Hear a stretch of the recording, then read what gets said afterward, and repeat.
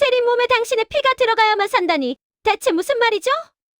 민경채가 떨리는 목소리로 묻자 루시아는 숨을 삼키며 눈을 피했습니다. 불길 속에서 시작된 진실은 이제 누구도 되돌릴 수 없는 폭탄이 되어버린 거였죠. 오늘도 충격적인 이야기가 펼쳐지는데요. 구독과 좋아요 눌러주시면 지금 바로 시작합니다. 민경채 휴대폰에서 마지막 벨소리가 멈추던 그 순간 회의실을 가득 채운 건 오싹한 침묵이었습니다. 모두가 동시에 같은 생각을 했죠. 세리 정말 사라진 거 아닐까? 민경채는 바닥에 떨어진 세리의 가방을 움켜쥔 채 손이 덜덜 떨립니다. 한때는 일밖에 모르던 냉철했던 그녀가 이제는 모든 판단 기준이 세리가 좋아할까? 로 바뀐 바보 같은 큰 언니이자 엄마가 되어 있었던 겁니다. 그런데 이 순간 그녀의 머릿속엔 끔찍한 생각 하나가 스쳐 지나갑니다. 혹시 아버지 때문에? 정루시아는 그런 민경채를 보면서도 마음이 찢어질 듯 복잡했습니다. 지금 이 순간에도 그녀는 민두식의 저택에서 완벽한 부인 행세를 하고 있지만 사실 세리의 진짜 엄마라는 진실을 가슴 깊이 숨긴 채 살아왔으니까요. 딸이 위험에 빠졌는데 아무것도 할 수 없다는 현실이 그녀의 목을 조여옵니다. 문태경은 민강유통본부장답게 즉시 움직입니다.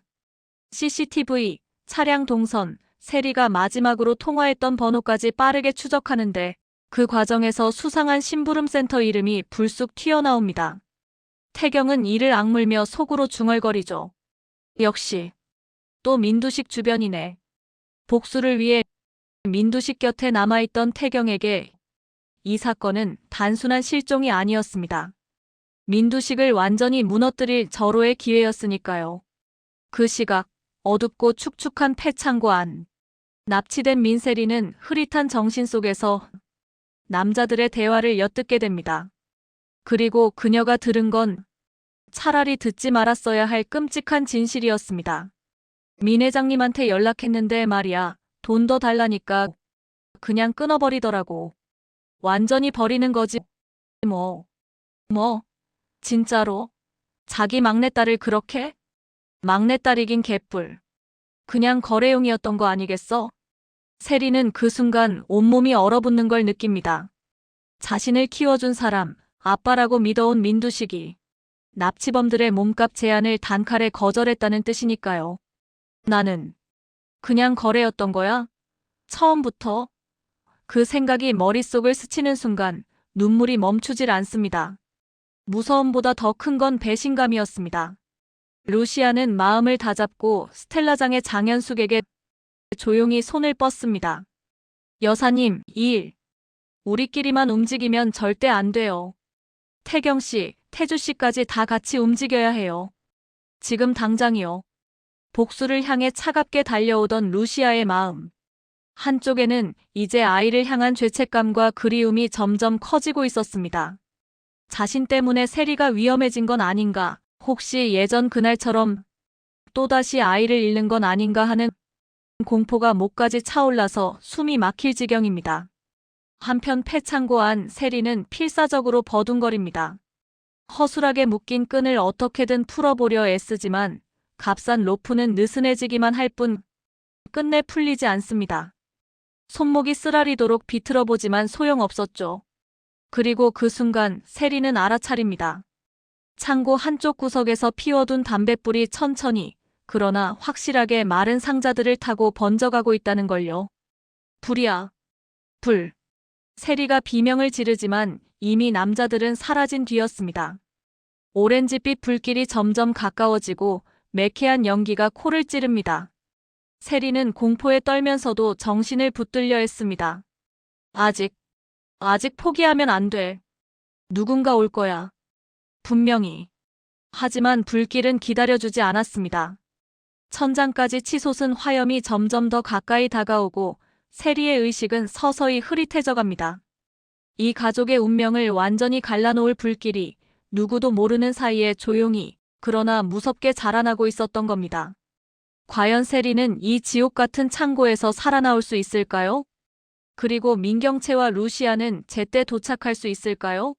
지금 이 순간에도 불길은 멈추지 않고 세리의 목숨을 향해 달려들고 있습니다. 폐창고 근처에 도착했을 때 정루시아와 민경채는 동시에 그 매캐한 냄새를 맡습니다. 공기 속에 타들어가는 냄새가 섞여 있었는데요. 루시아는 숨을 꾹 참고 말합니다. 여기 맞는 것 같아. 셀이 안에 있을 거야. 창고 문을 여는 순간 뜨거운 열기가 확 밀려나오면서 둘 다 본능적으로 뒷걸음칩니다. 불길은 이미 천장까지 치솟고 있었고 내부는 거의 보이지 않았습니다. 여기서 정말 충격적인 장면이 펼쳐지는데요. 민경채는 입술을 깨물면서도 발이 떨어지지 않습니다. 머릿속으로는 계속해서 들어가야 한다. 내가 엄마잖아라는 소리가 울리는데 몸은 그저 현장 직원들을 기다리던 예전의 습관대로 굳어있더라고요. 믿을 수 없겠지만 민경채는 그 자리에 얼어붙은 채 한 발짝도 움직이지 못합니다. 그런데 반대로 루시아는 거의 생각을 멈춘 채 달려들듯이 움직입니다. 세리. 단 한 번 외치고는 연기 속으로 몸을 던지는데요. 이 장면 정말 소름 돋습니다. 뜨거운 공기가 폐를 찌르는데도 멈추지 않습니다. 그녀에게 이 불길은 단순한 화재가 아니라 과거에 지켜주지 못했던 아이를 다시 마주할 마지막 기회처럼 느껴지고 있었으니까요. 진짜 엄마의 본능이 폭발하는 순간이었던 겁니다. 안쪽 구석에서 루시아는 겨우 세리를 발견합니다. 손목은 거칠게 묶여 있고 입술은 산소 부족으로 파랗게 질려 있습니다. 세리가 희미하게 눈을 떠서 속삭이는데 그 한마디가 정말 심장을 찢어놓습니다. 엄마. 그 한마디에 루시아 심장이 철렁 내려앉습니다. 괜찮아, 세리야. 엄마 왔어. 조금만 버텨봐. 이름도 제대로 불러보지 못했던 딸에게 처음으로 엄마라고 답하는 순간이었는데요. 눈물 없이는 볼 수 없는 장면입니다. 밖에서는 민경채가 양팔을 허공에 허우적거리며 망설입니다. 내가 들어가야 하는데 내가 엄마인데. 하지만 불길은 이미 민경채를 태워버릴 듯 치솟고 본능적인 공포가 다리를 붙들어 버립니다. 진짜 엄마라고 믿었던 여자는 결국 문 앞에서 떨고만 있는데 가짜 엄마로 살아야 했던 여자는 불 속으로 뛰어든 겁니다. 이 아이러니 정말 잔인하지 않나요? 그때 안쪽에서 루시아가 세리를 안은 채 비틀거리며 나오다가 갑자기 큰 소리와 함께 어느 기둥이 무너져 내립니다. 와장창. 루시아는 세리를 감싸고 쓰러지면서 어깨 쪽에 깊은 상처를 입고 맙니다. 피가 쏟아지고 세리는 비명을 지르고 민경채는 그제야 정신을 차리고 달려듭니다. 하지만 이미 늦었습니다. 루시아는 온몸이 상처투성이가 된 채로도 세리를 놓지 않고 있었으니까요. 겨우 밖으로 빠져나온 세리는 구급차 안에서도 제대로 숨을 쉬지 못하고 헛기침만 반복합니다. 유독가스를 너무 많이 들이마셔서 의식이 점점 끊어지고 있었는데요. 구급대원이 보호자분 계십니까? 라고 묻자 여기서 정말 충격적인 일이 벌어집니다. 민경채와 루시아가 동시에 제가 엄마입니다. 제가 엄마예요 라고 말해버립니다. 그 순간 둘의 시선이 공기 중에서 부딪히는데 서로가 감히 넘을 수 없다고 생각해온 선을 건너버린 느낌이었습니다. 민경채는 그 순간 깨닫습니다. 자신은 불 속에 들어가지도 못했고 아이를 구하지도 못했고 심지어 진짜 피조차 이어지지 않았다는 사실을요. 그가 가진 건 단지 엄마라는 이름뿐이었던 겁니다. 반대로 루시아는 온몸이 상처투성이가 되어서도 세리 손을 놓지 않고 있었습니다. 그 모습을 본 구급대원들조차 숙연해질 정도였으니까요. 구급차가 출발하고 사이렌 소리가 밤하늘을 가르는 동안 민경채는 창문 너머로 멀어지는 불길을 바라봅니다. 나는 진짜 엄마가 아니었던 거야? 그 질문이 가슴 깊숙이 박히는데 대답은 이미 나와 있었습니다. 피보다 진한 건 사랑이 아니라 목숨을 거는 용기였던 거죠. 그리고 그 용기를 가진 건 루시아였습니다. 이 충격적인 진실 앞에서 과연 민경채는 어떤 선택을 하게 될까요? 그리고 세리는 누구를 진짜 부모로 받아들이게 될까요? 앞으로 펼쳐질 이야기 절대 놓치지 마세요. 병원 중환자실 앞 모니터에서 들려오는 B- 소리는 일정했지만 사람들의 심장은 전혀 안정되지 않았습니다. 의사가 민경채와 루시아를 번갈아 보며 단호하게 말합니다. 아이 폐가 심각하게 손상됐습니다. 폐혈증으로 진행될 가능성이 매우 큽니다. 오늘 안에 대량 수혈이 필요해요. 지금 당장이요. 그 말에 민경채와 루시아의 얼굴이 동시에 하얗게 질립니다. 간호사가 급히 차트를 확인하더니 난감한 표정을 지어요. 환자분 혈액형이 RH-O형이네요. 이건 정말 흔치 않은 혈액형이라 혈액 확보가 쉽지 않습니다. 그 순간 루시아가 거의 반사적으로 소리칩니다. 저도 RH-O형이에요. 지금 바로 검사해 주세요. 제 피 전부 다 써도 괜찮아요. 목소리가 떨리지만 눈빛만큼은 확고했습니다. 민경채는 그 모습을 보며 온몸이 얼어붙는 걸 느낍니다. 자신이 가진 모든 권력과 돈도 이 순간만큼은 아이에게 피 한 방울 건네지 못한다는 끔찍한 현실. 제 피는 안 맞는 거죠? 라고 묻는 민경채의 목소리는 비참하게 떨립니다. 억지로 웃어 보이지만 그 웃음은 금방 무너져 내리고 말았죠. 수혈 준비가 진행되는 동안 민경채는 루시아를 거의 노려보듯 바라봅니다. 당신 대체 왜 그렇게까지 하는 거죠? 우리 세리는 내 딸이에요. 내가 키운 아이라고요. 그 절규에 가까운 외침에 루시아가 천천히 고개를 들어 민경채를 마주봅니다. 그리고 조용히 그러나 단단한 목소리로 폭탄 선언을 합니다. 그래서 이제는 말해야 할 것 같네. 경채 씨가 그렇게 아끼며 품고 키워온 아이는 사실 내 딸이야. 민세리는 내 친딸이고 죽은 백미소가 경채 씨의 진짜 친딸이었어요. 그 한마디에 세상이 멈춘 듯 고요해집니다. 복도를 오가던 사람들의 발소리도 모니터의 신호음도 모든 게 사라진 것처럼 느껴지는 순간이었습니다. 민경채는 처음엔 웃어버리려고 했습니다. 지금 장난해? 이런 상황에서 무슨 헛소리를. 하지만 민경채의 목소리는 점점 떨리기 시작합니다. 머릿속 어딘가에서 희미하게 떠오르는 장면들이 있었거든요. 세리가 어린 때부터 자신과는 전혀 닮지 않았다는 주변 사람들의 농담들, 그리고 세리가 유독 루시아를 보면 편안해하던 그 시선. 거짓말이야. 거짓말이라고. 당신이 나한테서 세리까지 뺏어가려고 하는 거잖아. 민경채는 오히려 세리에 대한 집착을 더 키워갑니다. 병실 문 앞을 가로막으며 루시아가 들어오지 못하게 막습니다. 세리 옆에는 나만 들어가. 당신은 문 밖에서 기다려. 절대 들어올 생각하지 마. 마치 자신의 품에서 세리가 떨어지면 영영 사라져버릴 것처럼 그는 병적으로 불안해합니다. 하지만 수혈이 시작되고 세리의 몸에 루시아의 피가 천천히 들어가기 시작하자 모든 게 달라집니다. 아이의 안정된 수치가 모니터에 잡히는 걸 보면서 민경채의 눈빛이 흔들리기 시작합니다. 자신은 아무것도 해주지 못했다는 현실이 뼈속까지 파고드는 거죠. 내가 정말 엄미기 맞긴 한 걸까? 세리한테 나는 도대체 뭐였던 거지? 그때 의사가 안도의 한숨을 내쉬며 말합니다. 아이 상태 기적적으로 버티고 있습니다. 수혈이 완벽하게 맞네요. 정말 어머니 덕분입니다. 어머니라는 단어가 복도에 선명하게 울려 퍼지는 순간 민경채는 무릎이 꺾이는 걸 느낍니다. 그제야 마음속에서 세리를 놓아줘야 한다는 사실을 어렴풋이 인정하게 됩니다. 하지만 당장 손을 뗄 용기는 없어서 병실 문 손잡이를 붙들고 한참 동안 그대로 서 있더라고요. 유리창 너머로 보이는 세리의 창백한 얼굴. 그 얼굴을 바라보며 민경채는 속으로 중얼거립니다. 세리야, 내가 원하면 언젠가는 보내줄게. 하지만 지금은 아니야. 아직은 안 돼. 그 말은 아직 입 밖으로 나오지 않았지만 민경채의 마음속에서는 이미 작게, 그러나 분명히 들리고 있었습니다. 루시아는 멀리서 그런 민경채를 바라보며 조용히 눈물을 흘립니다. 자신의 피로 아이를 살렸지만 아이 곁에 갈 수 없다는 현실이 가슴을 찢어놓습니다. 과연 이 두 사람은 세리를 두고 어떤 선택을 하게 될까요?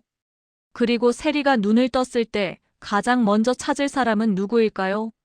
피는 결국 물보다 진한 걸까요? 아니면 함께한 시간이 더 강한 걸까요? 세리 사건으로 회사는 엉망이 됐는데요. 그런데 그 혼란 속에서도 김선재는 놀라울 정도로 차분했습니다. 아니, 차분한 정도가 아니라 오히려 기회를 노리고 있었던 겁니다.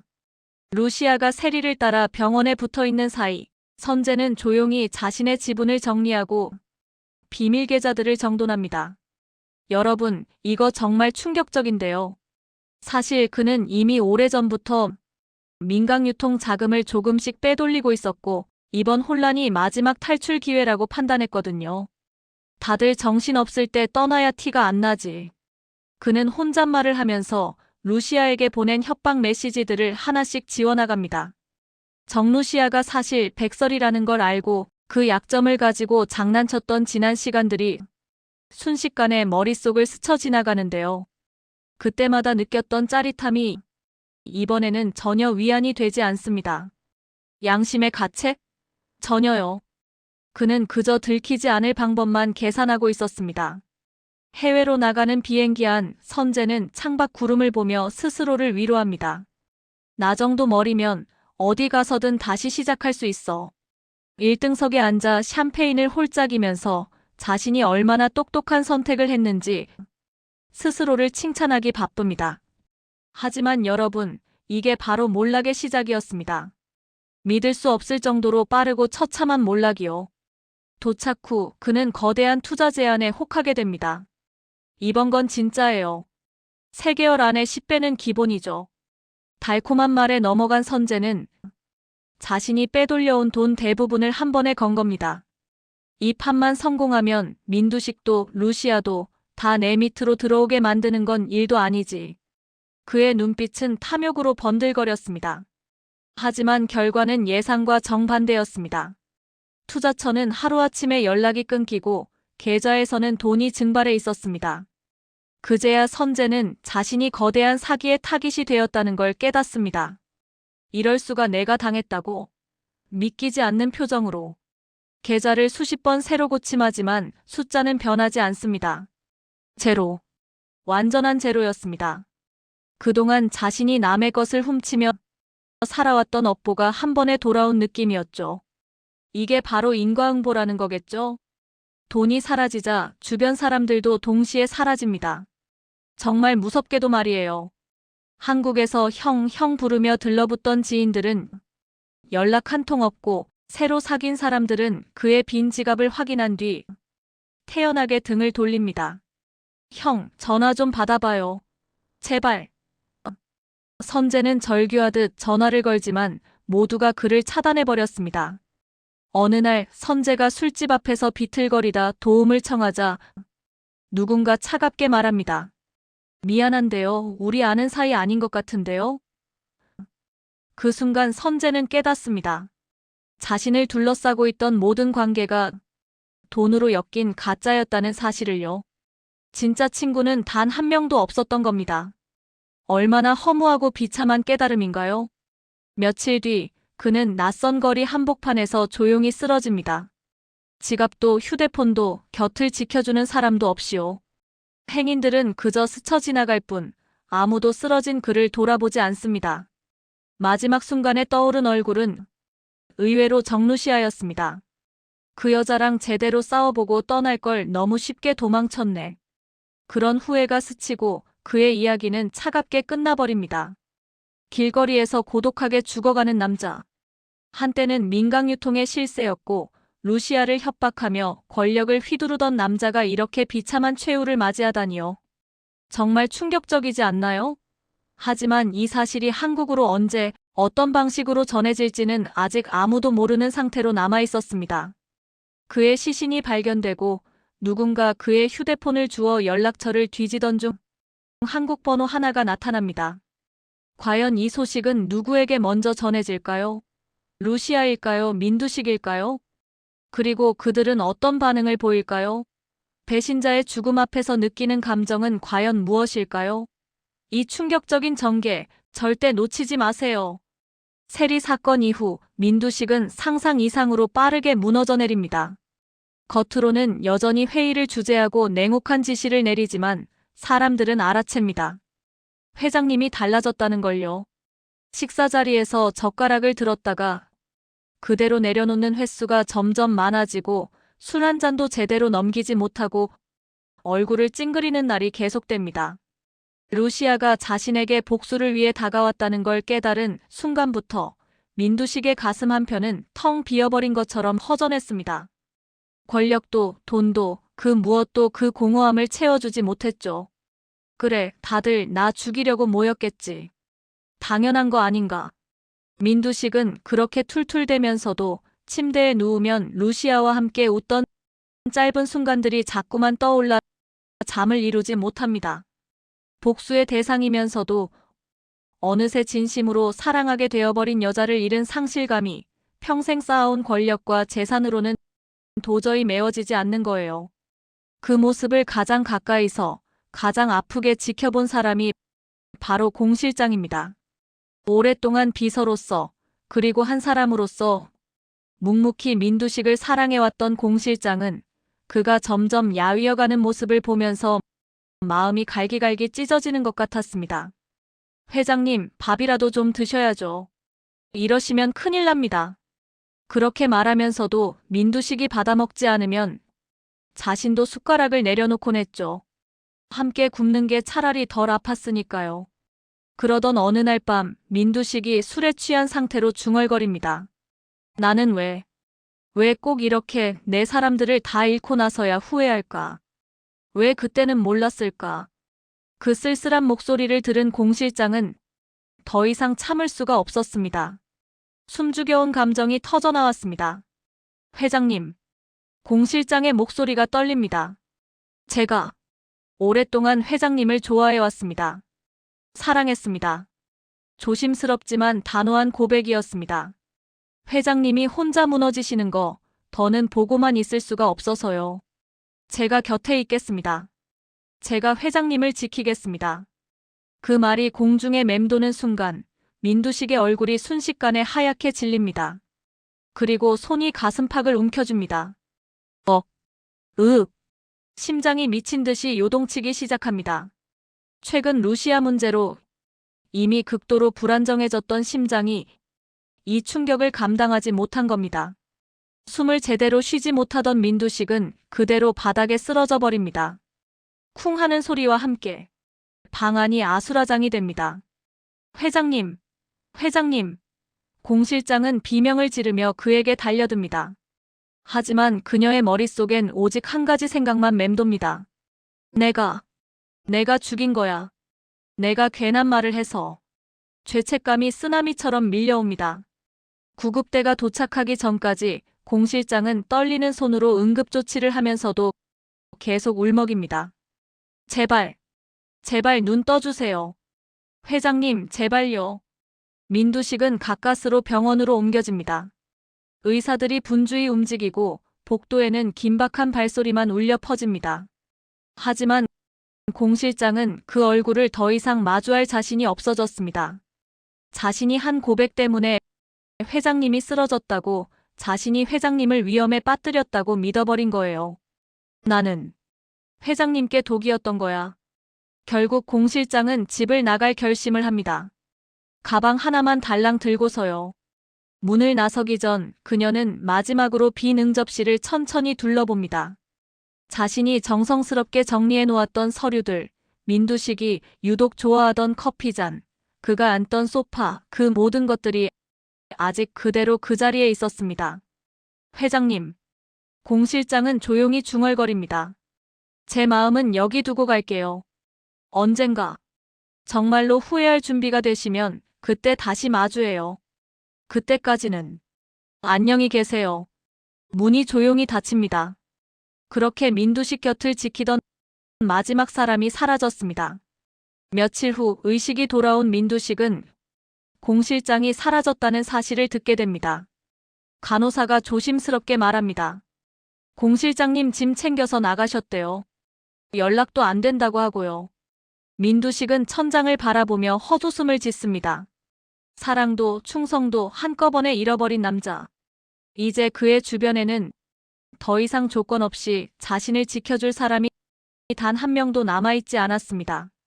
과연 민두식은 이 절망 속에서 어떤 선택을 하게 될까요? 그리고 공 실장은 정말로 영영 돌아오지 않을까요? 모든 것을 잃은 남자의 마지막 선택. 그 이야기는 아직 끝나지 않았습니다. 오늘의 이야기는 여기까지입니다. 감사하게도 영상을 끝까지 봐주셨네요. 끝을 향해 갈수록 충격적이고 흥미진진한 드라마. 태양을 삼킨 여자. 다음 이야기도 궁금하실 텐데요. 구독, 좋아요, 알림 설정까지 해주시면 편하게 찾아오실 수 있습니다. 이번 영상 다들 어떻게 보셨는지 댓글로 남겨주시면 더 좋은 영상을 만드는데 힘을 보태겠습니다. 여러분의 구독과 좋아요는 더 좋은 이야기로 영상을 들려드리는데 큰 힘이 됩니다. 지금까지 시청해주신 여러분 늘 행복하세요.